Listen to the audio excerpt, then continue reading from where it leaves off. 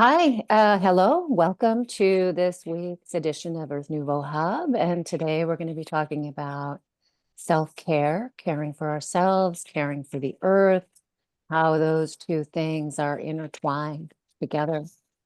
And I was able to go yesterday to the SF MoMA. There's a retrospective of an artist, Ruth Asawa. And she was a Japanese artist who was interned, born in San Francisco or born in LA, and then interned in during World War II with her family as a Japanese American, and really started doing different types of art, from that perspective.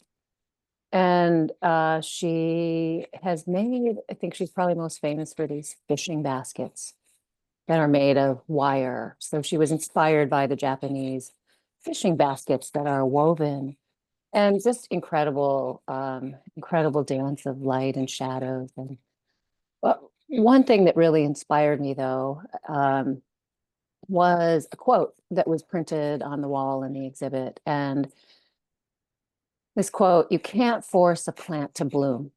It has a cycle. We have to tend it and care for it and wait for the bloom to happen. If you don't take care of it, it dies." And the more experiences you have like this, the more you begin to understand your own cycle. And so that was really inspiring to me, right? Understanding our own cycles, understanding when we're potent, when we're tired, and when we need rest, right? And listening to our bodies, and being able to take that insight, right, and integrate it into our life and our lifestyle.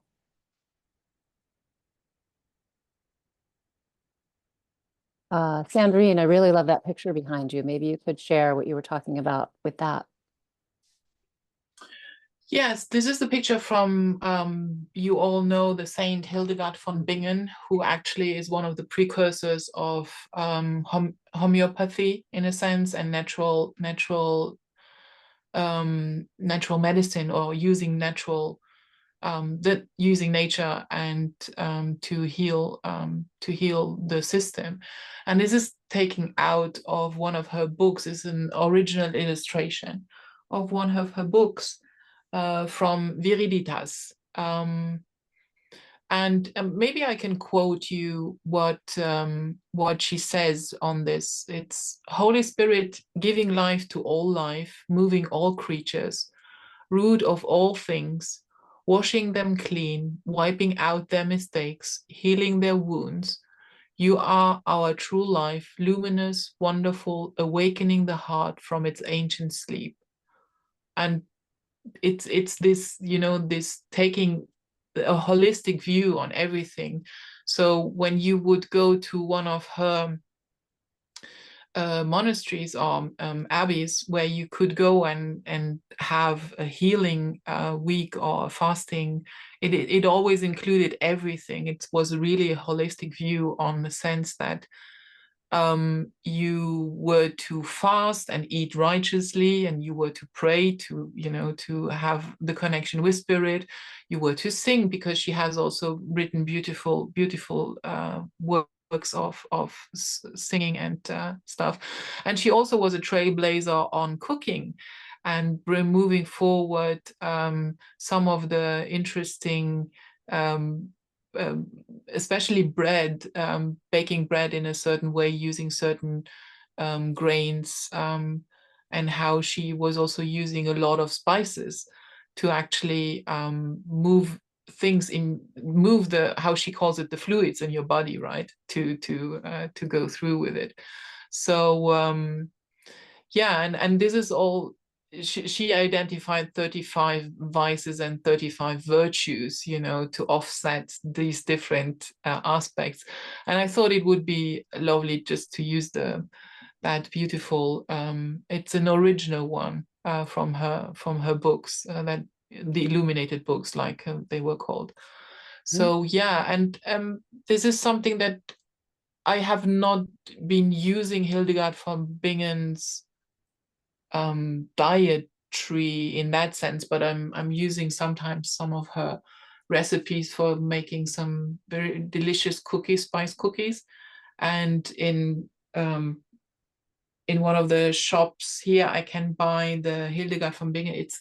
It's sprouted bread, it's called, but it's the grain that is being soaked in a different manner, and then being cooked with or baked with the spices, and it's really delicious and very nutritious. So yeah, and I thought that would be fine for our discussion today. It sounds great. Sign me up. I want some bread like that. I just got a stand mixer yesterday because my little hand mixer, the little a beater thing kind of broke apart when I was making some bread for the, bread ham Easter extravaganza that Martina was talking about that her dad made. But yeah, this one now I can make more bread, so I don't have to knead it by hand. I can knead it by stand mixer instead. So I'm gonna start doing more of that. But yeah, that's really interesting to use some of those ancient, what, 1,000 years old? When was she living in the Oh no, she was medieval, yeah, early medieval times. yeah, like 1100s, 1200s. Yeah. Yeah, so that's a good In long. French, I think we have that bread that's called pain Essenien, that's Essene bread. Is that the one you're talking about? Yeah, she has different types. There are different types, of this different the different spices that are in the different, because when you are too hot, or when your body is too hot, you should use things that are cooling yourself down, or when you are too cold inside, and you should use something that is warming you up. But that is also something that I learned from in Asia, when I was working and living in Asia. I'm going to send you a screenshot through the chat of this is the recipe of the cookies, of the spice cookies. Great. So you can. And sorry, Tanya, I just They're realized I cut you off. No, that's they're okay. very easy to make. Oh, how cool. Great. Download that. I don't have the link to the it's I had to type it from a recipe.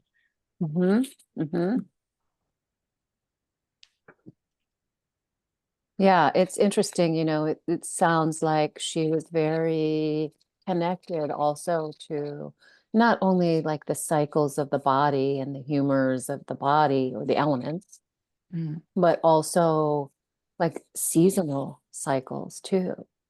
Right. So now we're in spring and we have all of these, like young greens coming up. Right. And yeah, so I mean, San Francisco's a little ahead of where you all are. I think just because the weather is warmer. Like my plum blossoms started blooming in February, like end of January, beginning of February. So got little baby plums on my tree already. But now I've got the orange and the pear and the apple blossoming now. Yeah, which is a nice cycle. Smells really good over here. Yeah. So yeah, I think that each one of us develops our own self-care rituals over the course of time, over the course of aging too. I think that one of the benefits about getting older is you recognize more easily, oh, I feel that little tickle in the back of my throat. I better boost my vitamin C. Oh, I feel tired, and like giving our bodies space for that, right? Allowing the space to take what we need when we need it, right? Instead of pushing ourselves so hard that all of a sudden, you don't get a vacation, take time off, and you spend time being sick because you don't rest and have that regular cadence of self-care. So I found that very, very important. For me, one of the things I do every day is I clear my energy, and I clear the energy in my space, and I ground my light to earth. right? Make sure that I'm like seated in the driver's seat of my vehicle and blasting my light out into my little crystalline bubble of reality. Yeah, and that's been ever since I started declaring my sovereignty daily and clearing my energy daily. I feel, yeah, things have just gone much more smoothly for me. And not that I, have had like a lot of, upsets in my life recently, but I feel like clearing energy and declaring that sovereignty daily is a really important ritual for me to help just be in my own energetic space. I think we can take on so many other people's energy. Like you were saying, Anamete, about the energy of Geneva, right? There's stuff going on in the above and there's stuff going on in the below. And then all of the energetic movement within the energy bindings, in that space can create a lot of energetic tension that sometimes we bring into our aura, bring into our bodies. So, looking at on a daily basis, like what energy is mine, what's not, how do I release that energy that's not mine? One of my favorite techniques is a broom with bristles made of light. When you visualize a broom with bristles made of white and gold and silver, platinum, crystal, iridescent, glittery, sparkly light, and then just sweep, sweep, sweep, sweep. You can do that in your aura. You can do that, in your body on a cellular level. And stating the intention, I'm releasing everything that's not mine. I'm returning it to sender.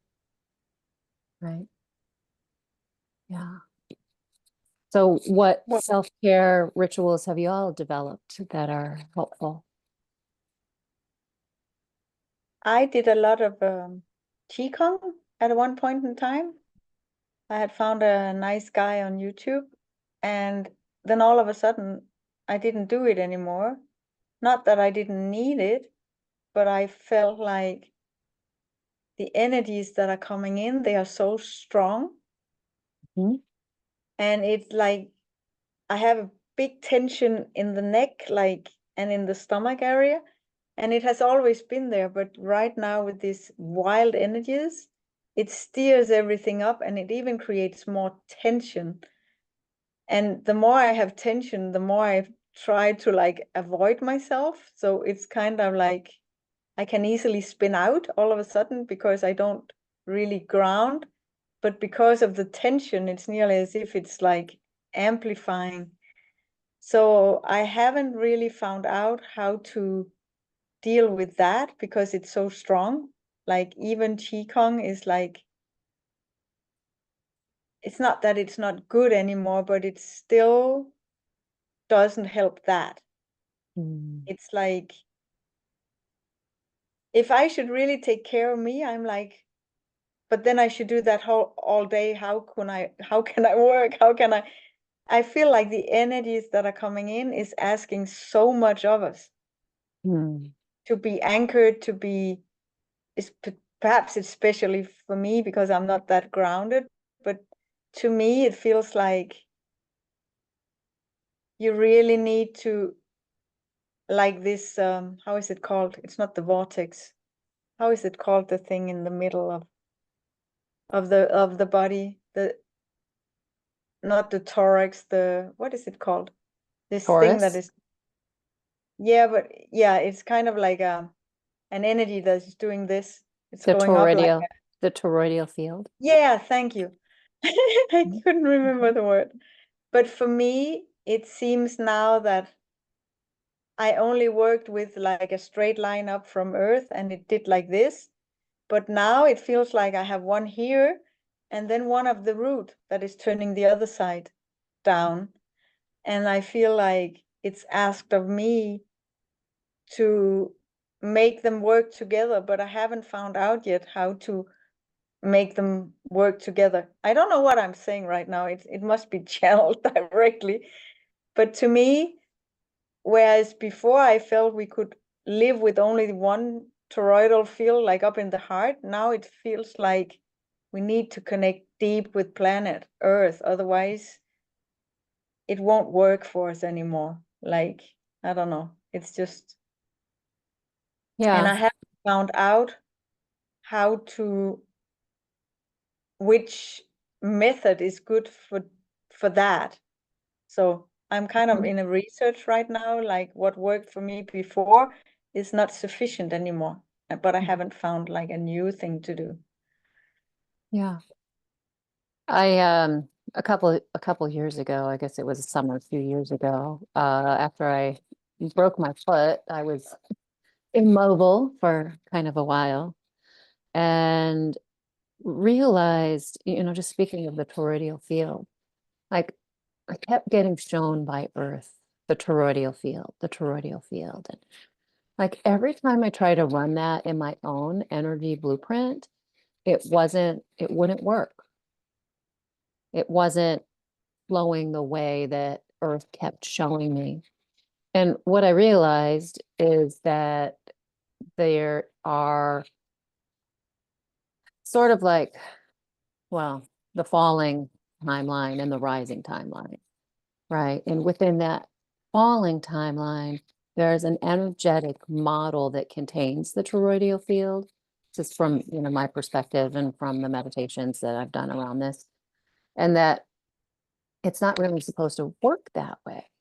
That this sort of fake sphere of a mentee that was anchored in the second dimension caused this sort of like toroidal field and Fibonacci sequence in the geometry of Earth that is spiraling into this sort of like self-destroying this system of entropy, where it takes the energy, it doesn't flow new energy in, it just recycles and recycles and recycles the energy that's already there and draws it in a different way than that sort of like direct connection to pure source and the direct connection to the pure heart of Earth. So I found that I started, working with this other sort of energetic model and have had much more success running that energy in my energy field. Yeah. But once I stopped trying to run that toroidal field in my energy field, things got a lot easier in my body. It was almost like I was able to take a step back from that model and anchor in to this sort of, I don't know, back into this natural model. Interesting. I actually just remembered when you talked about that, a thing that I saw this morning while I was healing on myself. It was about the pyramids, and they said there is the clear water and there is the black water. And I just share this with you. I couldn't understand what it was like intellectually, but actually I heard like the clear water was, how is it called? Which is not electric, the other current. One current is electric and the other one is magnetic. Yeah, thank you. That the white water was magnetic, but that we have forgotten about the black water, which is electric. And it talked so deeply to me, this information, but I don't know why I say that now. It came up when you told me about what you found out. I all of a sudden remembered what I was told this morning. And I feel like even when there was these cities in the early 90s and the late 80s, they have all destroyed them, where they had all these entertainment things and the light and the electrical scooters and all that was already there.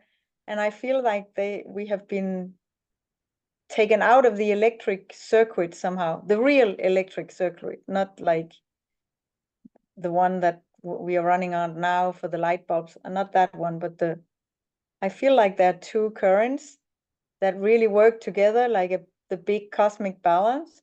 And then I don't know when they took the black water out, and now the old Earth was just running on the clear water, but that the other one is missing to create this big cosmic balance of things. I don't know. It's just how I feel it. Was that a YouTube that you were listening to, or? No, it was inside me while I Oh, was okay. healing. All of a sudden, I got this information inside me. Mm. Interesting. Hi, Jen. Hi, everybody. How are you? Hey, good. You're at your office today? I am. I just got off of a board meeting, so like once a month it overlaps with this by about Mhm, half hour. mhm. Great. Well, welcome. Welcome Thank you. today. We're just talking about, self-care rituals. Like, what are some of the things that we do to help, sustain our bodies, keep us healthy, open up to awareness of what's needed, and how does that flow with Earth? I have in the last year or so, like I'll fall in and out of my daily practice. Sometimes just for a week, sometimes for like 3 months, right? And that's really been coming back to me in the last couple weeks, that daily practice is really important. And it doesn't have to be, an hour and a half, 2 hours. It can be smaller things, but my yoga routine in the morning is really important just for my body to feel good. Mhm. And I can tell my body really does better when I do like my apple cider vinegar and lemon water in the morning. Mhm. Um, those just make my body feel really well supported. And like what really keeps me more in tune with the earth is tracking like the new moon. I like to have a fire on the new moon. I like to have a fire on the equinox and the solstice. And Beltane, for some reason, is a really important time for me as well, because I put a lot of effort into co-creating with earth Mhm. through my garden. And so May 1st is kind of like the day for supporting things in the garden. And Halloween is also a really special time for me. I love the energy around Halloween. So I always try to have a fire with Halloween. I love So those that. help me stay in pace with the cycle of the universe, and looking for meteors, right? Meteor showers are exciting to sit back and to watch, because that helps lift me outside of just what I experience in Earth and see more of my multidimensional galactic self. Yeah, aren't we having a meteor shower right now? The Lyrids? Lyrids peaked yesterday, and then there's another one that picks up on the tail end of it. Yeah. Right. Yeah. So looking skyward to our to our origins from the stars, ancestors from the stars. We have been getting some aurora. You're right, Jody. I haven't been able to see it this year so far, but like last year, even in Tennessee, we had a few days that we were able to see the aurora borealis as far south as Tennessee. I don't know if y'all saw it in California, but it was amazing. The days where it was visible here, we had fog. And so I could look out and I could see like a red glow, but it's fog. So, you just sort of like, oh, that fog is glowing kind of a reddish pink. Interesting. Yeah, so it's hard to tell exactly what was happening in that case, but kind of A, cool. a f- a friend of mine who lives in Australia, on the east coast of Australia, they had a really big meteor actually going down last night. Mm. And she only saw the glow. She only saw the glow, but they have a really good footage of the meteor. It's really like the light ball coming through, but nobody knows yet where it had impacted. So, Mm. We but hopefully the ocean, I guess. yeah, I hope so too. Speaking of rituals, I mean, there is one phrase that I kept from the yoga community I was in, and that is the one. There are many, but there are a few that I always keep in mind, and that's one is moving at the speed of your body. And as a very dynamic person and currently dealing with a lot of physical, mental, and medical issues due to circumstances, I have to say that I am currently in a phase where I'm really trying to move at the speed of my body, which has considerably slowed down.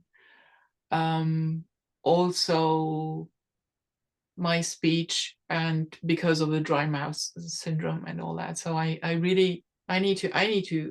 being asked to completely slow down, which is really, it's a call of patience, right? I can be very patient.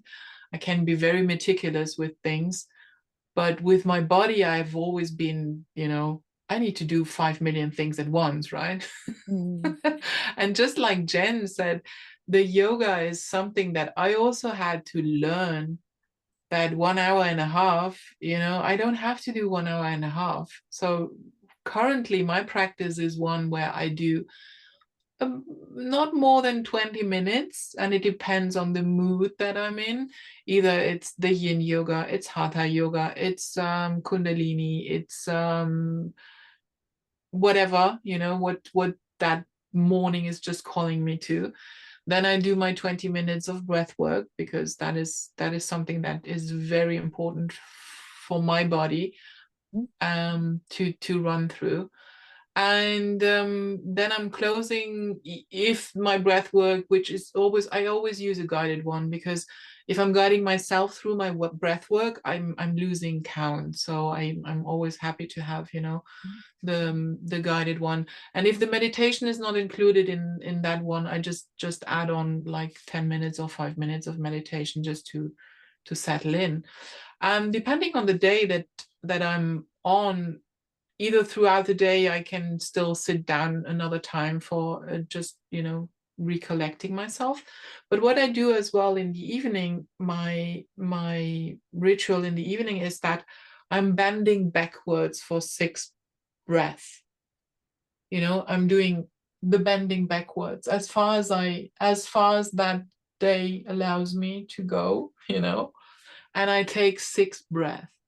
And I have noticed how important that became to me, and I'm doing that since, oh my goodness, maybe now for 3 or 4 years. Mm-hmm. That I literally every evening I bend backwards, just so that I'm like, there is something else that it's like an invitation, from everything that has been coming to you the whole day. It's like, okay, now we just let it drop off, right? But just backwards. And then I bend forward and I just breathe everything out. And I take one salute and I thank, and then I thank everything. And then I do either I do a painting, just an intuitive painting, or and then I write in my journal, which is something that I have only started a year ago, with and although sometimes it's just squibbles that I do in there, or a doodle or whatever, or I just write in there, no, today I do not want to write, then I close it. But it's something that I also felt it's coming through, it's not, I know it's just like letting things out, In the past, I would just have, run it through my head, but I noticed that it feels much better if I'm leaving it on the page. And even it could be 2 pages, 4 pages, whatever, and I'm not going to reread it, honestly. If there is something that I need to recall, I might just, do a doodle around it and say, okay, maybe you just look up that word or whatever, because I know I don't think that I'm ever, because sometimes I write so ineligibly I probably cannot even read it back anymore.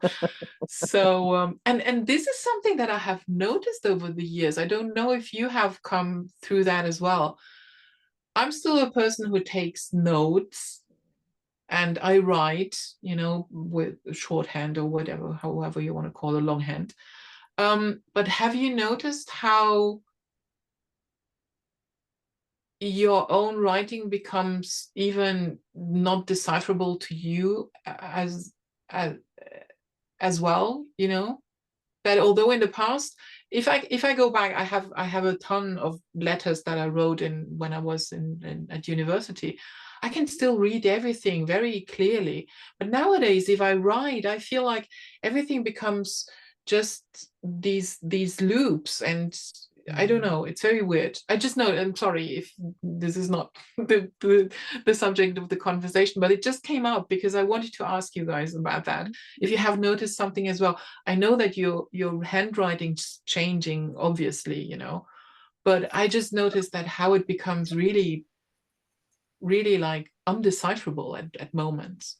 It's really interesting that you said that, Sandrine, because when I was growing up, my parents' handwriting was really illegible to me, but theirs was almost identical. And now that I'm like at now I'm the age that they were at the time that I had that perception of them. And yes, my handwriting is almost morphing into theirs. I was thinking about the other day how close my signature is starting to look to my mother's. Mhm. And Wow. I just had that same thought, Sandrine, like a week or two ago. Interesting. That's cool. I We're gonna I keep take that for another session and Yeah. one Yeah. stage. I think for me, I take when I work with clients, I take notes. And sometimes sometimes I journal. I'm not really a great journaler. I'm usually drawing more sort of pictures when I'm journaling. But what I what I notice with my penmanship is that it varies day to day, I think, with the energies. So I can go back and look at like the notebook where I'm making all these client notes, and I'll look at one day and it will be similar. And then I'll look at a different day and it will be different. So it seems to, whether I'm, writing in cursive or whether I'm printing or whether I'm writing in all capital letters.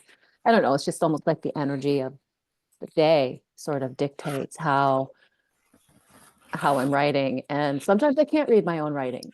Yeah, That's I've the had that truth. too lately.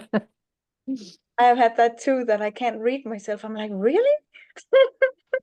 And I even mean, oftentimes I'm writing when it's like not totally light and I'm not wearing my glasses. So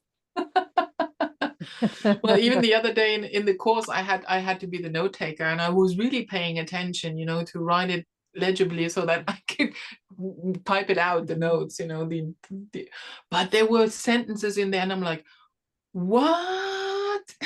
Like words, not like I'm trying to recall, you know, what that person said to. Mhm, mhm. It's like, oh my God, what is going on? It's weird. My We should just have mom recorded. worked for her dad, who was originally a court reporter and then became a Mm. federal court judge. But she would write in shorthand when Oh she was yeah. taking notes. And Yeah. I mean, I don't know if any of you know like shorthand, but before there were computers, right? This was a very common thing for people who were, executive assistants, secretaries, to know how to write in shorthand. Yeah. But then I guess you also need to be able to read in shorthand in order to disseminate that. And she was trying to translate one of her grandfather's speeches and was having a hard time reading his handwriting, but he also made a lot of notations in shorthand. So she had to go back into her memory, years ago and figure out, okay, is this the same type of shorthand? Is this a different type of shorthand? Like, how do I translate this? Yeah. I had a friend of the family, and she because also it was one of the jobs that women could get, right, being a secretary, and she said, so in German it's called stenography, you know, this the shorthand. So she said, oh yeah, I still remember how it works. And I'm like, you need to show me, you know. And then it was all these little squigglies, you know, all over the place. I'm like, that's not writing. I mean, I was like, what, 10, 11 years old. I was like, this is not writing. I can do that as well. You know, and I was just scribbling. She's like, I can't read that. Right. What language did you use? Yes, you're writing in Pleiadian now. Right, yeah. Or Exactly. Syrian. There's one of my teachers who teaches light wave. He makes these really cool pictures and accelerators, and he has a whole bunch of them that are different handwriting. So like writing in Brill, which was the handwriting of Atlantis, or writing in, multidimensional languages, and even languages of the leprechauns and the ladybugs and the dolphin. Mhm. Yeah. So everybody has their own way, right, of speaking, but also, connecting and interacting. Hi, Herminia. Hi, Lana. Hi, Amina. Hi, So we're Lala. talking about, Hi. self-care rituals, and Okay. yeah, like what are some of the things that Mm. each of us do that help sustain? Yeah, I saw the message, but I have my mute. I had a construction next to my house. It's a lot of noise. I'll try to see if I can get in a few minutes. Sure. Sure. Yeah. One of the things that has been really good for me is just straight up walking. Mhm. Like I have a dog, and all of us with dogs, we know the dog has to go out. Dogs need their exercise just like we do. But that morning walk for me, right? Going out, getting the wind in my face, the wind in my hair, the sun on my face, my feet on the pavement, or the dirt trails. It's a really great, energizing awakening for me. So, yeah. I like, well, I'm not an early riser, so I usually don't have a lot of extra time in the morning, but I love, taking Roscoe out in the morning and getting to sun gaze for a little bit Mm. while he sniffs and does his stuff. But then like my afternoon when I get home from work, even when I'm tired, that's the first thing that I do is I take him for a nice walk. I was noticing over this last weekend, like it was really remarkable to me that like I've really got my strength and endurance back in the last month or two. And I didn't really even realize how much I had lost it the last couple years. And I don't know why. I mean, I can try to put words to it, but like I could put out 200 pounds of dirt in a day, and that was about it. But like last Thursday, I put out 400 pounds worth of dirt, and I would have done it again Friday, but I had other things. So like the next day, I put out the rest, and I planted like 250 plants, and it's like I created these pockets of time too. I did all that in like an hour and a half, 2 hours. I don't even know how that happened, but I was still so strong and energized that even when I went back inside, I cleaned my house, like I cleaned out my refrigerator, and it felt so good. So I could attribute that shift to a lot of things this last month, but this month has really shifted a lot of things for me to remove blocks out of my way. And I feel it not only energetically, but physically. Mhm. And Sandrine, another thing that I saw for myself when you were talking about, like sometimes we do get called by our bodies to slow down. And usually another part of that is the lesson of learning to ask for help. And I really dislike that lesson. so so I was remembering times like where my body told me that I had to slow down or it was going to make me, and it does. I had to ask for help, and I'm better at it, but I still don't like it. Mm. Yeah. I still have, you guys talking about, because I know that you have dogs. I'm still mourning not having a dog anymore. And I have to tell you that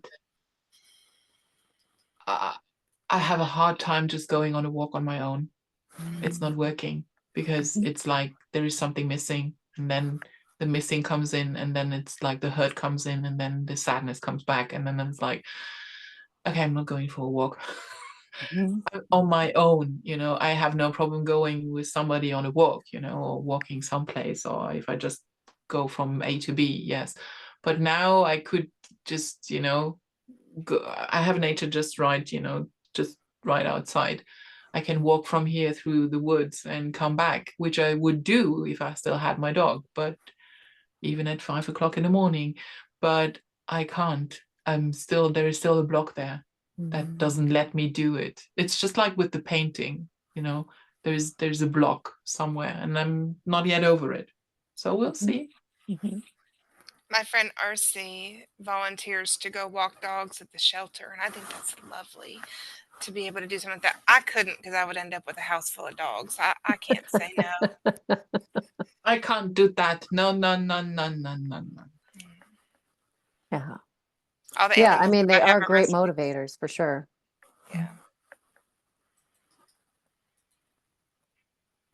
Maybe I can have a goat from one of my friends. She has an animal farm. She has donkeys and goats and some of her goats, she actually goes on walks with them. You know, they it's a big white one. Anton is his name. I could bring him down here. We have a garden. You know, Not goat go there. walks. You've heard of goat yoga. Now we're talking about goat walks. I think you would enjoy it. I agree. I know. I mean, she went on the pilgrimage with him, so Huh, no, she did. interesting. Yeah. Sandrine, could can I try- ask a question about the dry mouth you talked about? Is that something you have? Yes, it's because of a medication that I'm taking. It's a side effect. Okay, because I have that. And I realize when I'm out walking, it doesn't do it anymore. But I'm also very tight in the solar during night. And I don't get where that comes from. When I had to go up the volcano, I thought I would have died. Like really, I'm so blocked deep in between the solar and the heart that it's starting really to bother me. It's as if I can't walk normally. It's only when I'm doing efforts. It's not when I'm walking flat, I can walk. But it's when I'm going up that it might be something to look at. I haven't been able to like release it, but I'm working on it. So I didn't know it was because of medication, because lots of people have dry mouth at the moment. Mhm. Well, I am, because I'm 48 years old, so I keep waiting on like all the signs of perimenopause that like all my friends keep talking about. And the only real sign that I have had of that is dry mouth. But I have found that drinking about a half a cup of aloe vera juice at night Mm. has helped with that a lot, particularly like I don't wake up super thirsty. So I don't know if that would help either of you, but aloe vera juice has helped me with that. I'll Mm. try it out. Thank you. I'm using so after I brush my teeth in the evening, I'm using a natural with herbs mouthwash. You know, I'm cleaning out my whole mouth with that, and it helps me over the night. But during the day, it's just like, you know, it's a serious side effect from that thing, and it's just, you know, I'm just drinking and sipping tea, and that's all I can do. Yeah. And when I'm talking, it's obviously, if I'm not talking, it's fine. But when I'm talking, it's like, you know, then it dries out. Yeah. But do you know that you were talking about the grounding? I was remember about the movie that became so popular in the, I think it was the 19th, no, it was Grounded. You remember the movie from that they have now, the, you know, special shoes for people, keep people grounded, and like a cover sheet for the bed, and they have something that you can put it like a wire outside, even if you're living in a building, and they go all the way up to your apartment to keeping grounded with the planets, because they say that there's so much one of the interview that I saw was they talking about the people, because we are no has that connection anymore with the planets, our psyche having affected, you know, like a kind of distortion mentality. That's what they were talking about that time, because we don't receive that nurturing from the planet anymore, because, you know, you have rubber shoes, people doesn't get barefoot anymore, hardly meets. You have to be intentional to do it, and that's why they say when we go into the beach, we are barefoot, right? And then we receiving those ions from the planets. And it's interesting because that's not mentioned that anymore, like, you know, like it used to be in the beginning, like a 10-year back. that there's a company in Canada that was doing product just essentially for people to keep grounded with the planet no matter where you are living. And I was wondering, maybe it's because the internet had kicking in and everybody has the phone in their hands all day long. That took away, that's my, my thinking. Took away that movement that was very, very strong movement like a decade ago. I remember that I was following one of the people that had a website about that. They were talking about one of the I think one of the from it was from United States. He had a company that a cable company, and he has I think it was liver or pancreas. I think it was liver issues, and then he sold the company, and he was just touring the country with the family, and then he started doing barefoot in the morning and start feeling better, and he didn't know why. And then later on thinking about it was because he find out about the grounding possibly in the earth, the awareness of the humans, because we have metal inside our body, we have minerals. Our body is just a complement of all that stuff. However, because we not nurture that anymore, it's kind of little the body just like in survival mode, unless that we take care very closely. But mainly they said it was because we don't have that connection with the planet anymore. I have a grounding sheet, Herminia. Oh, I really? don't. Yeah, I take it off my bed a lot. It's not as soft as the sheets that I like to use. Oh, But it has silver threads in it, and then like where you plug it in, it plugs into the grounding hole of the outlet, so that it doesn't, like, it's not charged with like the actual AC current, but it plugs into like the grounding hole, and so that connects it into like the grounding of the house. oh, And people say that they sleep better and they have less inflammation, and they have their joints don't hurt and stuff like that. I yeah. don't personally notice improvements like that when I use mine, but I ground so much because I walk barefoot in my yard and I garden and do all Exactly. these things. Yeah. So Exactly. Yeah, you don't I have mean, that. Yeah, yeah, but that's while I was working outside last week, I left my phone inside, and so just being away from my phone for mm-hmm. hours at a time, it felt so good. But I gotta do this more often, because you just don't realize how much we like keep Oh, it as a crutch, and then it's always a distraction, and then it's yes. lovely to talk to your friends, but Mhm. then when that's what you get absorbed in, like I can see it in my animals. When I get absorbed into my phone, my animals just walk away from me because they're like, Yes. she's out for a while, Yes. right? Yes. But if I put it down, they both come running like, hey, I get mom's attention again. They know right away. They know more than we know. So I can tell that they can feel the energy of me getting sucked into it. So Yes, absolutely.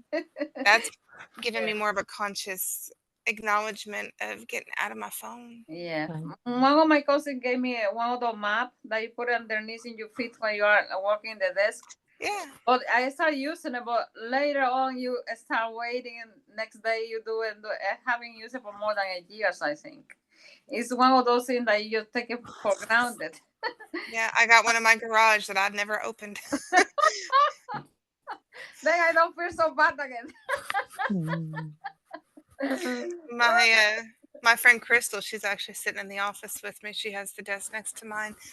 Years ago, she had gotten me this little, it's like a circle, and it's got like a felt pad on the bottom. It has like little river stones glued to it. Oh And yeah. like you put that under your desk, and like having your feet connected to the river rock is supposed to be very grounding. That I used for a long time. Yeah. Okay. Yeah, but it's I'm lucky enough that I have water next to my house, and I have a little mountain. Sometimes when I feel like stressed out, I go out and for a walk. It's make completely different. I just do a walk for a half hour, and sometimes a solution that I was thinking about it. When I come back, I find a solution, or something happened that like a switch the situation, just to do that, like a half walk in around the trees and go around the lake, and I come back a very different person. It's like any case, but no, everybody had choices. So because working from the morning to the evening, when you get home, you don't have the energy to go out to walk or to do anything. You have something that we have to be very mindful about it. Recognize that we need that. It's not like it's something that for leisure. It's because the body needs it. I don't bring my phone with me on walks. I use so because I have also where I'm very sensible at night is my lower back, so I need to be covered around my kidney area. And what I have done, because I was doing winter here at home, although I have a very nice and warm beddings and all that, I bought I bought a medical sheepskin that still has the lanolin in it. It's clean, but it's you can use it for babies as well, right? And I use that. I just sleep on that, especially I use it around my kidney area, and that has really improved. I mean, I sleep very well, but it has even improved, and also the sensation of, because there is warmth coming back, all the time from it. And I really love that. And so when I was the other day, where I was in my health vacation there, in the yoga room, she even had, in the evening, she put out sheepskin yoga mats, and they were still smelling of sheep. I mean, I work with wool. I just finished also sheep fiber, that it was still full of lanolin, of the grease. But what I found is that yoga mat with the sheepskin, and it was still smelling of sheep. I didn't want to turn around. I didn't want to lie on my back. I just wanted to lie on my stomach all the time. I'm like, I'm just gonna sniff it all over. I'm just gonna keep it. And she's like, I think you need to buy one of those. I said, if you would know how much wool that I have at home, you wouldn't tell me that. Yeah. Oh my goodness. But you do it like you don't use the regular one. You use the like a one on rough material. For the yoga? Yeah. I do my yoga on a carpet. Oh. I have a yoga mat, but I have somehow over the years starting to just use the floor that I have, honestly. I mean, in Cabo Verde, where we had tile floors, I used the yoga mat, but it was made of cork, because I don't like the smell of the plastic ones, especially not in a hot country. Yeah. In Vietnam and in Myanmar, I used my sheepskin. I had a huge sheepskin that was felted on the backside. The dogs loved that one because they were just sleeping on it all the time, and I was doing my yoga over them, right? Had to. And now here at home, I have a carpet, and I just do it on the carpet. Okay, I noticed the other day that because my hands are currently, that's another side effect. My hands are just cold and clammy, so I was just skidding. So I would need some. I think I'm just gonna use some gloves. Okay. Yeah. But yeah, no, I don't use yoga mats anymore. Okay. You say you have to go with what you feel that is good for your body, right? Yeah, definitely. I have a wool rug that I haven't been using my yoga mat either, Sandrine. Just on my rug, yeah. Yeah, my yoga room has carpet in it, so I don't use a mat. I don't use a mat, but when I'm good about my self-care and my feet are really smooth and soft, then I have a hard time keeping my grip. And Roscoe likes to get under me when I do my yoga. And so I don't do like a specific discipline of yoga. I just do a variety of things that I've learned feel good. And one of them is like, bending all the way over with my legs apart and like shifting my hip side to side 100 times. That really opens up my lower back. And Roscoe likes to get right under me because he likes me moving him side to side. So doing that and trying to keep my feet from slipping is sometimes a challenge, but it's really good resistance exercise, right? The swing of the energy. That's good. Taking the swing of the energy. And it makes me laugh, right? I mean, what's better than that? It's finding something that makes you laugh. Oh my goodness. So one of my dogs, she loved to, when I was lying on my back and I had my legs like this, like the in the diamond shape and open hips, she used to come and she just literally crawled in there and just lay in there, and I'm like, it's just gonna last for 3 minutes, and then I had to unravel myself. She enjoyed that 3 minutes. Oh, she did, and she was continuing, just she wasn't moving. Then afterwards I was like, okay. Wow. It's amazing how much space they hold for us, Oh my goodness. but we don't even know. Oh yeah. No. They bring us so much joy and comfort. And yeah, I was in Nashville the night before last, and I felt my cat. My cat would come check on me a lot, and I felt her peek in, and she scolds me a little bit for leaving them again. She's like, "You've been going to." Mhm. I had just gotten her this new bed that has like a tunnel around it, and that the bed sits in between. She won't sleep on it yet, but she's really come to love like hiding in that tunnel and then like jumping out and scaring Roscoe. So it's been fun. That's so sweet. I think that they ground us a lot too. Like Oh, I yeah. connect to the earth through my pets because they stay so grounded. Yeah, it's just their nature, isn't it? Yeah. We have Kiki now and she's 9, but we had Roxy before, and Roxy she was a healing dog. She was open to being attuned to Reiki, and she would sit outside the door when I would give healing sessions, and she would just walk over and like lean against you or put her paw on you. And when she passed away, it was like an octave dropped out, like she was holding this energy space that we didn't even realize, and after she crossed the doggy rainbow bridge, it was like someone, pulled like a huge energetic rug out from underneath us, and we just felt that energy drop.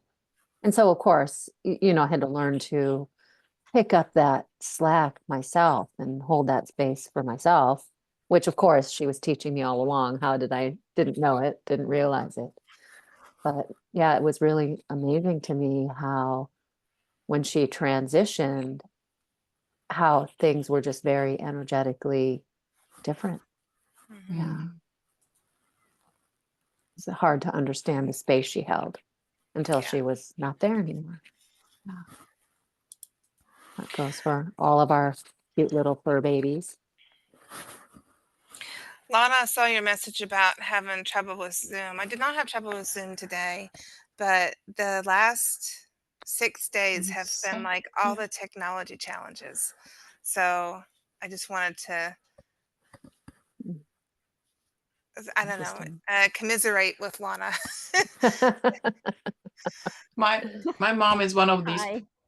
Hey, I'm Lana. not sure what happened today, but no matter what I tried, the Zoom window wouldn't open, and I was looking for my password or whatever for Zoom, and I just don't know where it is. I can't find it either. So there was no way to find another way to try to get in. But finally, somehow I was able to click on one of the links, and it was able to open up another window that allowed me to get back in. I don't know. I think what I assumed that happened was my frequency was too high this morning, and I looked at something on the internet, and I think it lowered my frequency when I read what it was saying, Mm. and my frequency immediately lowered. And after that, I think I got into the Zoom. Mhm, mhm, mhm. So maybe I had shift out of the frequency that Zoom is resonating on. I don't know if that makes sense to you guys. Does. Totally. Does. Totally. I'm glad you kept trying. Sandrine, you were going to say something about your mom. You know, my mom is one of these people like, I have a problem with my computer. I said, okay, what did you do this time, you know? She honestly every time is like, yeah, there is something. No, you just did it the other day, and I didn't touch anything, but it's still not working. And honest, the other day I just went back to her and I looked at, and somehow the settings in her iPad and on her phone, the emails didn't go out. You know, she couldn't send them out because there was, you know, the connection to the server was missing. I said, I just established that. Did you open the settings? And I know she wouldn't do that because she literally, you know, she doesn't want to, you know, bother me all the time with this. But they kept on switching, you know, and I'm like, it's only you. I have no idea. But my mom and technology, that's not working, you know. It's very... Mhm, My Yeah. my mother makes me come over to change the cartridges in her printer. My sister's living with her, mind you, but she won't let my sister touch anything with the computer. It has to be me. But I don't know. She started saying the most nonsensical things this morning, and I decided just to throw that up to the easy bandwidth for now, and then I'll check in with my mom later to see if if she was just having a glitch. Mhm, mhm. It's Yeah. been interesting Well, to watch my I family. I was thinking about that recently, about the shifting in our conscious frequency. And when we shift, what happens is that nowadays things don't resonate because we're not in alignment with the same frequency as um, the computer, the internet, the cell phone, whatever octave that the app was built on and designed upon. Um, I feel like if we're not at the same octave level as that, we're not making the connection properly, because we've changed in our frequency so much that we have to actually shift back and forth all the time. And if we are in a higher frequency, nothing seems to be matching up with us. I mean, that's how I feel, and that's what I've been kind of noticing. I think Because we're one of shifting all the time. one of the practices that I've been doing for a long time, along with, you know, doing energy clearing in my own body, in my own space, I also clear the digital space. So visualize that scrubbing bubbles of light, or a broom with bristles made of light, like sweeping through your email, sweeping through your Zoom, sweeping through, you know, your internet browser, on your computer, on your phone, through your email. And I noticed that if I have technical difficulties and I do that energy clearing, then they clear up very quickly.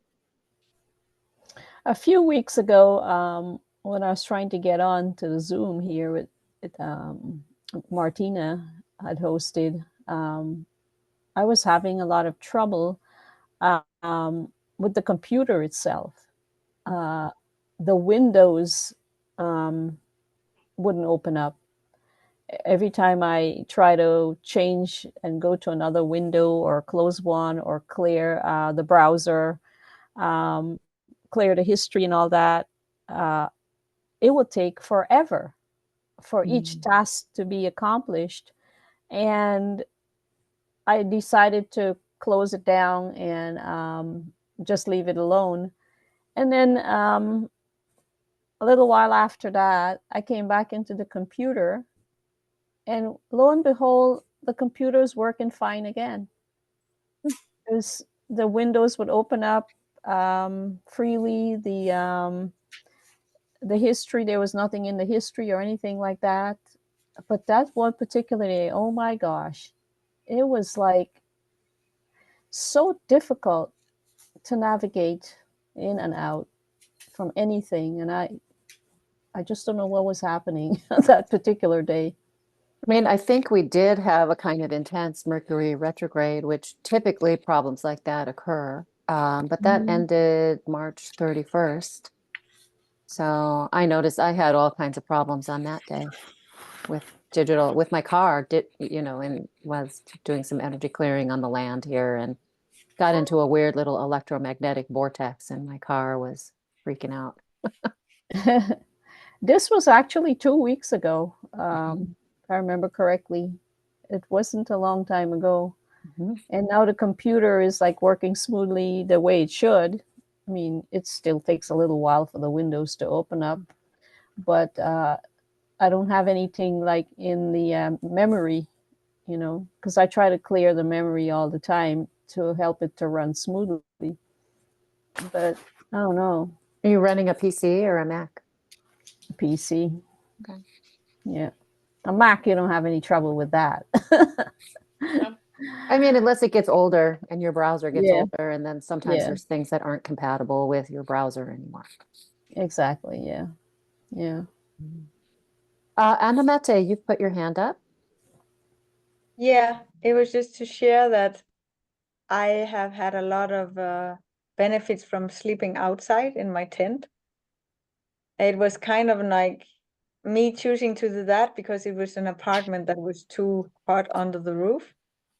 So I just went out to the garden, and I have a much better waking up. I have a much better grounding when I wake up. I feel refreshed. I rarely have that inside. And I love the moment when the sun gets up and the birds start to sing. It's as if all the downloads for the day are just coming in. And all the birds, it's just like magic. It's like a still point, like just before the sun goes up, it's like totally silent, and then comes up and and I really, really enjoy sleeping outside on my sheep carpet. Sandrine, when it's cold, I sleep on that one, on the sheep. I don't know how you say it. On the sheep thing, I have a sheep thing that smells sheep too. So yeah, Nice. wanted to Yeah. share that. Yeah, I mean, that gives us just importance of, gosh, standing on the ground with bare feet, lying Yeah. on the ground, giving yourself space to connect with the dirt in that way. But I've been connecting, also working with all the elementals sort of in a more conscious way, and that helps the grounding too. Like being aware of, air. I've been working with air over the last couple weeks, but the air has really been interesting for grounding me in that different way. And I think about like, some of the Chinese martial art movies, Crouching Tiger, Hidden Dragon, where they're even just like walking through the air, or dancing through the air, running through the air. So, shifting the perspective that that's something that can blow through you on a cellular level, but also can be a solid thing. To me, it almost looks like birds swim through the air almost. That's interesting because around here, around Geneva, I don't like the air. It's not pure. And every time I go to Denmark, as soon as I get out of the airplane, it's like, oh, the air. And here in Geneva, it's not good air quality. Every time where you have big mountains and valleys, it can't get like cleaned out. So it stagnates, and I can really feel it. Yeah, because I'm in San Francisco, right? I have the Western Ocean Yeah. that blows, anything out of the Yeah. city. Pretty good air quality here overall. I mean, unless there's like a wildfire somewhere that gets blown in. But yeah, I feel very fortunate for that. But I will leave you now because I haven't seen my daughter for like 5 months, and it was first day today, and she's here, so I'll just go cook with her. Great. Well, have fun. Nice to see you. Thanks for joining in Yeah. today. Bye Thanks for bye. sharing. Bye. I live in the valley. I live in the valley between 3 different mountain ranges, and we do have air quality issues. It will blow, the wind will blow in the right direction sometimes, but if it gets stagnant for a little while, if it doesn't rain for a week or so, you can start to see like smog, or you'll realize that all of a sudden you don't see the mountains when you should see the mountains, right? And with it being spring, so fun fact, Knoxville, Tennessee is, or our area of the Smokies, is the most biodiverse area in all of the US, I think all of North America. So we have a lot of different plant life, and we have pollen season, right? So right now we're in pollen season, and in a couple of days, like my black car is yellow. And and I wash my car a lot. My work vehicle, I don't wash quite as much because it gets muddy anyway. But I went to get in my car yesterday, or what day is it? It's Wednesday, Monday morning, and like my white vehicle was yellow and had all the fluffy oak fuzzy things that look like fuzzy worms that was all over it, and I was laughing at myself for like, I don't know, I felt like I was driving a hoopty. But then we got this nice little pop-up thunderstorm, and it just washed everything away, and you can see like the waves of yellow running down the street. And in that moment, my eyes weren't itchy and my nose wasn't itchy. And it was, I guess that was a very grounding moment for me, because like you see like life propagating itself. That's what pollen is, right? It's not a bad thing. It just, there's a lot of it. So I'm not sure what brought me into the air quality discussion. Our air quality is usually not that bad as long as it rains on a somewhat regular basis. But I do love living in the valley. Well, and that, that talks about the cleansing properties of water, right? And how to connect with the rain, right? The rain, the fog, the mist, that those elements of water can be equally cleansing as the air flowing through everything. But Yeah, I then like that. taking the pollen down to ground, right, and washing it where it needs to go. Yeah. I like that we're talking about the elements, because I've been connecting more and more with the elements over the last month or so. And I've been doing this little series of small paintings that I wanted to do to honor the elements. I got called to do that. And I had known that, I loved working with symbols, and I had known that the elements overlay to make the Star of David. I hadn't put it together though until I drew it myself, that like the Star of David is ether, right?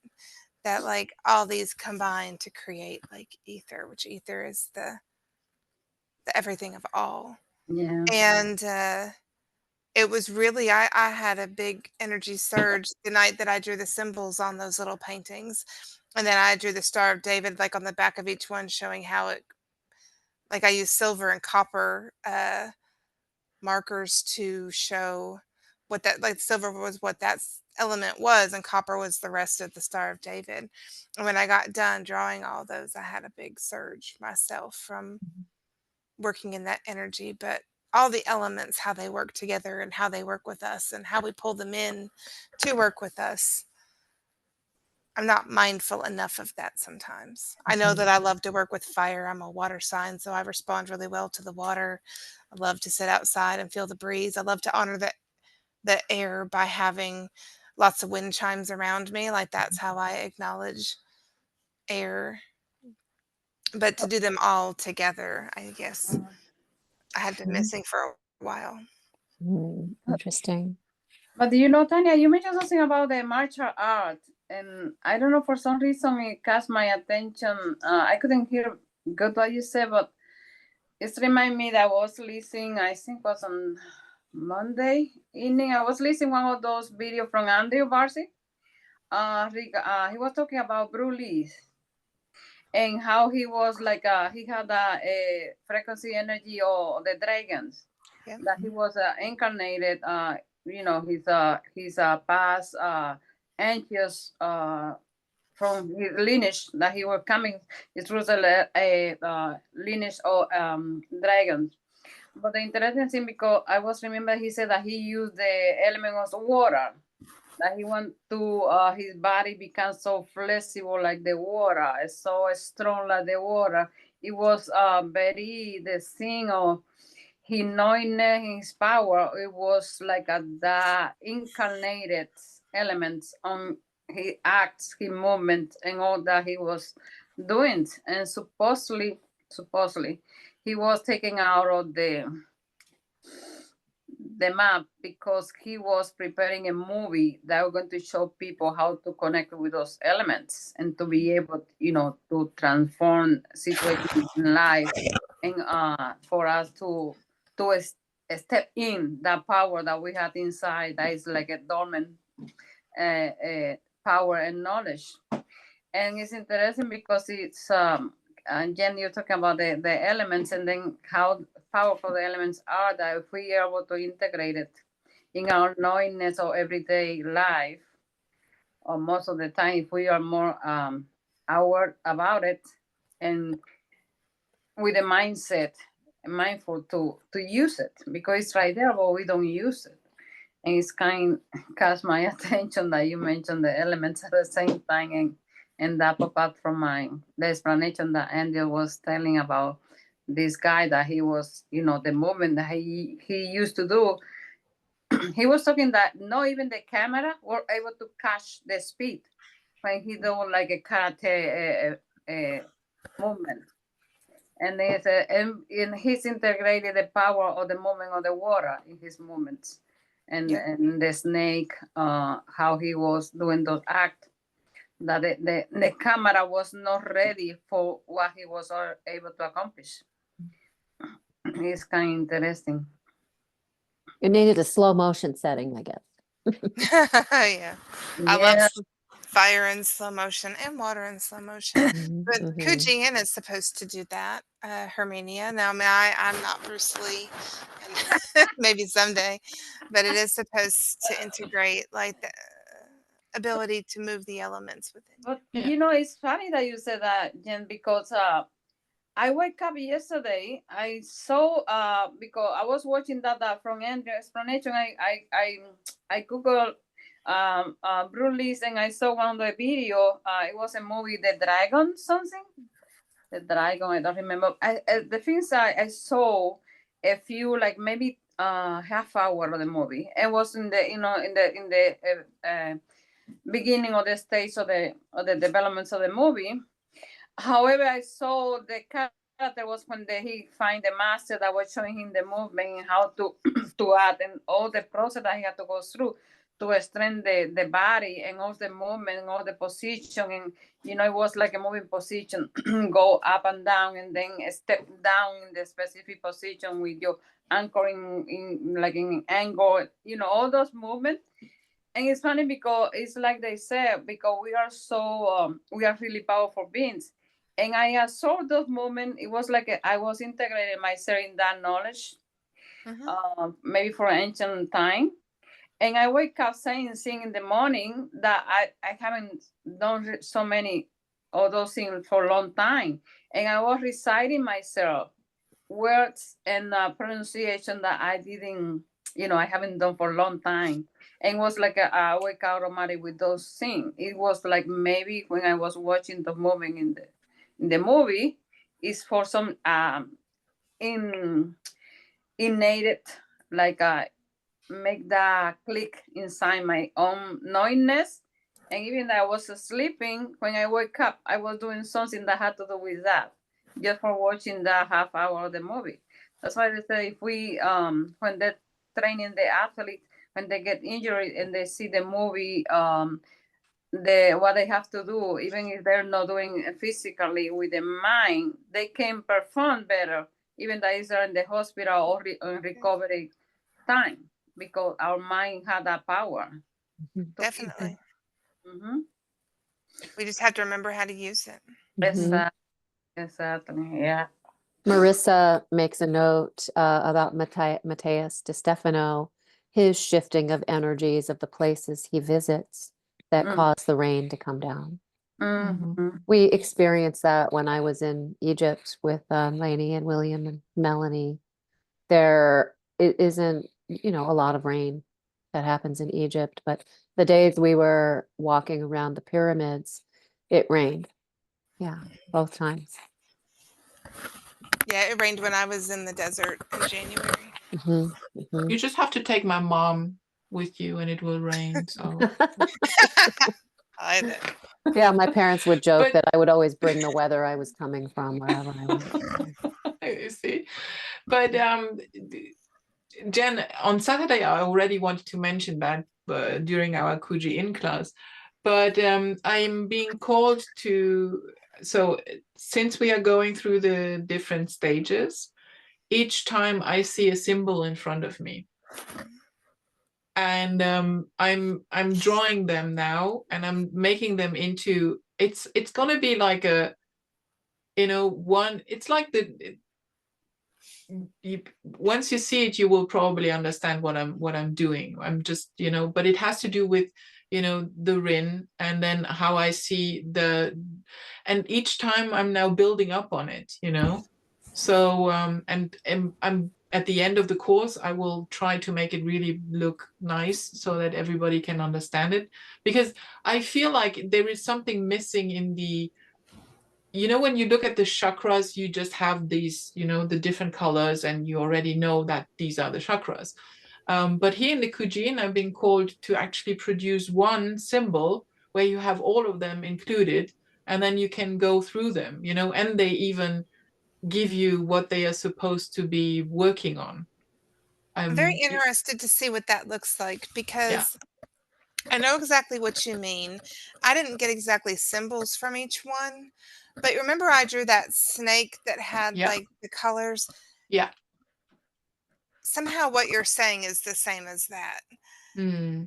And if I see what you're talking about, that, like, because that snake, it spirals and it's all one. So I know exactly what you mean, because the energy of those two are very the same for me. Yeah. Really curious to see how that turns out. I first have to work through it. Yes. And then we'll get through it. Very interesting. Yeah. Staying on this topic of rain and weather, I wanted to share that last night there was a storm passing by our area, and I was up, and it was after midnight sometime, and I decided that I would look through the window and see where the storm was, if it was heading our way or it was just passing north of us. And I was looking at it. I could see the lightning in the distance, and I just happened to notice some really beautiful lightning bolts, and a few of them were vertical, and then there were at least 3 that I saw while I was watching that went horizontally across the sky, and they were so long in distance. And I'm like, oh my gosh, this is amazing, And one of the things that I did notice, though, it's like as I was looking at the sky, like I kept focusing on the open area where I could see where the trees were not blocking my view. And when I was focusing on the sky, I could like perceive just before the lightning would strike, where it would strike in that basic area. And I noticed that I could see like something that would kind of give a tiny flash, like I would perceive it in the sky. And then if I keep focusing on that spot, then the actually lightning bolt will appear afterwards. And I noticed that I did that a few times. And it was so amazing to like have that experience.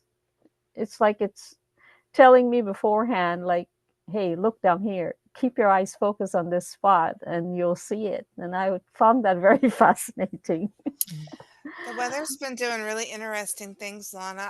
I've had an experience like that. We had a storm. It wasn't this past Friday, it was the Friday before. But I had just gotten out of an acupuncture appointment, which was self-care. And Rebecca had opened the door to the shop because she wanted to let like that smell of rain in. And when I walked out the door, I saw 3 long flashes of lightning that went horizontal. And it's not that often that you get to see like the big streaks like that go horizontal. So I remarked on that myself. And as I was driving home, that was the day that it rained snowballs. It was big snowballs that fell out of the sky. I've never seen anything quite like that. And it rumbled and stormed for the next few hours. It was just beautiful. Like I just opened the back door and enjoyed it. But Well, when you are, I've seen horizontal lightning strikes before, but these ones last night, they were like so long that it was just amazing. And still, I could not, from where I was looking out from, I couldn't see the entire length of it because of my view from where I was. I knew it went around the house itself, which meant it was much longer than I could actually see it. And then the trees were blocking some of it. But they were fascinating to just look at. And I was thinking to myself when I was a little kid, when we would have lightning and thunder, especially thunder, it used to freak me out. I was scared. And I was thinking to myself, thank God my brothers were there and my parents were in the other room and stuff like that. And so I felt safe. But now I'm a grown adult and I understand what causes lightning and thunder. I am no longer afraid. And I was thinking to myself, it's like just having an understanding of something just removes that fear, And I found this is so fascinating that if we can understand more of reality, the fear would lift from us. And there would be less fear in our lives, and we wouldn't be so fearful of this and that and the other. But it's just the fear that keeps us so trapped in the veil, or behind the veil. And as I was watching it last night, I was like, I'm not afraid of it. I understand what it is. I understand what causes it. I understand why it happens. And so now I embrace it. I photograph it at times, and it's so fascinating, all of this. my grandpa used to say that it's the angels playing bowling, for thunder. And then he told me also so when there is thunder and then you count 1, 2, 3, 4, 5, and that at what distance the whole storm is actually when it's coming up. But what I wanted to ask you guys is that especially when there is a thunderstorm, haven't you noticed inside yourselves how your primordial animal is actually at attention when there is a thunderstorm? I mean, I have to add to that because of the fact that I was living in Southeast Asia, where, when rainy season starts and there are some really heavy thunderstorms coming up, and you need to be at attention, because of the flash floods that can happen. So it's not something that put fear in me, but it's just that I became already that I'm connected to a thunderstorm, but living through that, I even became more connected to that energy that is happening in there. And I always feel that when there is a thunderstorm coming up, I'm like, there is an inner animal in me that is going like, that is a little bit like growling, like, okay, what's going on? And I love to watch them, if I can just, watch the whole show. I love it. I love it. And then as Grandpa says, they are bowling upstairs, and I'm always counting with the thunderstorm. So that's beautiful. One of the other things that I experienced last night too was that at one point, as I was staying focused on watching the storm move through, there was one time when I felt it in my solar plexus, the energy of the storm. I guess at that moment it was so strong, and before the lightning took place, I kind of felt it hit my solar plexus first. And then I saw the lightning, and I thought, this is also fascinating. How if we stay focused and grounded on what we're, like you're saying, Sandrine, how we stay at attention to it. I was kind of staying at attention to what was going on, and I kind of felt the connection there, and perceiving the strike in the sky before it actually happened, and where to stay focus attention on. So all that's quite interesting. So did you get any good lightning pictures? I did in the past, but no, I Not wouldn't last go time. out. No. Yeah, we don't have a lot of thunderstorms here in the Bay Area.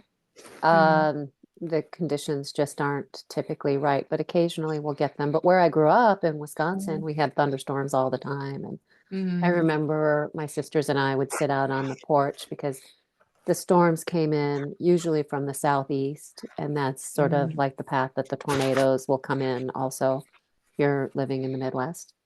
And we would just sit under a big blanket and sit on the porch and watch the lightning and listen to the thunder and count how far that storm was away. Right. And I always remember, and this happens too when we get lightning strikes around here, is that I could feel that electricity in my body, almost like my body would expand and hold the electric, almost like, you know, when you touch one of those Tesla balls of the little, and your hair stands on end. It's almost like that sensation of all your hair follicles standing straight up, or like the goose pimples, goose flesh on your skin, you know, as your hair stands at attention with that electricity. Yeah, I do have pictures, some framed pictures of it, that I took like way in the past. But and then I remember several years ago, I was standing on the deck and at night, and it was raining in the distance, but not in my area. So I was able to put my camera out and kept the lens open for a while, and so I was able to capture some nice lightning photos. And but it's been a long time, because you just can't go out with your camera and stand there when there's a storm passing through just to get pictures if it's so close, and then all the rain would wet you and the camera and everything. So it's not a good idea. A lightning rod next to you so you don't get struck, so the lightning rod gets struck. Well, you don't want your camera to get wet. No, So. indeed. I once experienced when Annemette was talking about the tent, when I was still in the Girl Scouts, we had, you know, in May, we always have the thunderstorms here as well. And it's just pre-summer in a sense. And but that is also the time where we would do the first campings, you know, outside. And there was one big storm, and we were told that we had to vacate the tent and everything, you know, because it was the prognosis was so bad that we should, you know, move out. But unfortunately, it happened just that moment that I was clearing out the tent that, you know, the lightning went through the middle rod. So that one just lit up like a neon stick. And then it smelled very badly, because, you know, the floor of the tent was just, you know, burnt yeah. Plastic. Yes. Oh, God. Imagine if you were holding the rod at the time. Well, you know, I mean, seriously, but this is one thing that you have, that actually at the Girl Scouts or Guide Scouts, they are telling you, is that you are not supposed to be, it's not a thing that you should be holding on to, you know, never, ever. It's holding up the tent. It's not holding up yourself. But no, yeah, I'm very lucky. Yeah. All these experiences, you know, that we've had over the course of our life, right? That could have been that, you know, moment that crosses you over to the other side, right? But we're all still here. So look at us. No, we still have things to do here, you know. Exactly. Somebody needs to do the work. So this just we're starting. I know Sandrine, you probably have to go soon, but we're I just wanted to talk about the picture that's behind me today. Mhm. So Mhm. this is the Devil's Tower in Wyoming. And it's also to the Native American people in this space called great grandmother tree. Mm. And they talk about great grandmother tree as being the base of an ancient redwood tree that, you know, when giants walked among the earth, and that tree allowed herself to be cut down in order for people to understand the implications of not good forest management. And they call it Megasatonia tiapiapoli, the tree that stands strongly in her own power and that is connected to all of the other trees via the root system, via the mycelium network. And so this, you know, communication that we have with the tree network and the ability that the trees have to help us be present and be grounded and connected to Earth's energy. I just wanted to give a shout out to the trees. Well, thank you. Woo Thank you woo! for your Woo-woo. service. Wonderful trees. So, you Yes. know, even these ancient trees that have turned to ringing stone, you know, the energy of petrified wood, you know, these all help us remember how to be more connected and more grounded. Yeah. Whoop, whoop for the They trees. do. Yeah. Yes. Thank you. Thank Yeah, you. I love that photograph there. I was thinking about the Devil's Tower as I was looking at it, but from the angle that it was taken, I wasn't too sure That's because it's exactly it. more of like a side view or something, and not from the Yeah. usual view. Yeah. It's there's different hiking So trails that you can take yeah, around. And so that's yeah, that's a view from one side. I was watching the movie. What was it called? Jack and Hmm. the Giant Bee. I think I got the name wrong, but it was There's a where different view. yeah, yeah. Now I could see it better. Yeah, love it. You were there though, weren't you? Some Hmm. years ago. Hmm. Hmm. Yeah. Did did did you when you were there? Did you make any connection to the tree stump and got any conversation with it? Yeah, And what did it say? definitely. Definitely. I was camping with Star Knowledge conference group, people who are like a lot of Native American people, Lakota. And yeah, we did a series of sort of like meditations with her and meditating, you know, on the mountain, on the trails that are right around there. And also at the campground, there's a campground pretty much right underneath. And so it's really easy to hike up there. Mhm. And yeah, there was a lot of connection. To me, she just looked like a great grandmother, you know, a great, Mhm. you know, one of the grandmothers, you know, at her in her little cave, like heating her big kettle, making her, you know, doing her alchemy, making her tea. Yeah, you know, and sharing insights. Is there any message of that stands out to you that she would have given to you? I think it's really all about connection, right? Okay. That she is connected to all of the other trees, right, in that network. And so, you know, when you're working with a tree, you can also connect directly, you know, especially if you're here in the northern hemisphere. And there's going to be different trees in each of the different continents that hold that space also. Mhm. So like Mhm. she's here in North America, but there's, you know, going to be a great grandmother tree in South America and a great grandmother tree in Europe and Africa.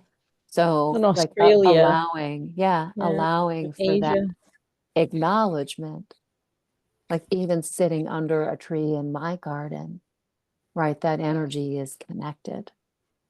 Mhm. So just remembering that we have that deep connection. I mean, Buddha got enlightened under the Bodhi tree, so Mhm. Mhm. not for nothing, right? Yeah, exactly. Exactly. I think, I think just that web of connection, especially thinking about the tree roots and Mm. how they Mhm. hold us almost like underneath the ground as like a basket, right? That Yeah. holds us in almost like the hands of Mother Earth. I just really love that visual, and yeah, connecting with one tree can really, I think, help understand that unity that Mother Nature has, that unity, that consistency, and our ability to connect with it. We just need to remember. Yeah. Talking about the Buddha, last night I was watching this YouTube video where this one guy he was ready to leave, depart from the world, and what he actually did was that he dehydrated his body, and eventually they did an X-ray on. He became a statue, and they did an X-ray on it, and they found that they they could see his skeleton inside of the statue, and it's a real thing, and it exists in some museum somewhere. And I thought that was so fascinating that his body actually turned into a statue, a real statue. Mm-hmm. Yeah, Dehydrated right out. yeah, yeah. Very I mean, fascinating. the mighty human can do a lot of things, Mhm. right? Mhm. When we understand how to do that, to get there. And I thought that was so interesting that he Wonderful. sat there without drinking any water or eating or anything like that, and eventually he was able to dehydrate his body. And it, talking about petrifying, it was almost like that, right? His Mm. body got petrified into a statue, and he was just sitting there, and they found his body eventually, and then modern times now they did an X-ray and they could see his skeletal structure in there. Mhm. Mhm. So Interesting. it's like the same, grandmother tree back there Mm. turned into petrified wood. Right. Yeah, if you have a link to that, make sure to put it in the comments on Earth Nouveau Hub. On the Buddha. Yeah, on the skeleton, dehydrated Okay. skeleton Yeah. guy. If I I'd be find it, interested to look yeah. that up if you Oh can. yeah. If Yeah. I'll see if I find it, and I'll Awesome. share. Yeah. Thanks. So Well, yeah. great. Well, I'm glad I got on eventually Yeah, me too. through the Thanks, back door. Martha. Great. So we're back to the regular Earth Nouveau Zoom next week. So no different links for a little while anymore. But I'll post this from my YouTube channel, and we can go from there. So hope everyone has a great day. Enjoy connecting with Earth and grounding and giving Mhm. yourself self-care. Any closing words that anybody might want to share? Just I care love for that. yourself. Yeah. Sorry, Lana. Purify your consciousness on a daily basis. Keep it Mm. clean. Pay attention to things that are good and wonderful and beautiful. Um, and this is one way of keeping your thoughts and your consciousness clean. And when you focus on love and good things and the good things that are happening in the world, there's more good things happening in the world than bad things. And we, however, don't realize that. Um, but I do feel that there is more good going on in the world than we're actually being able to recognize. Mm.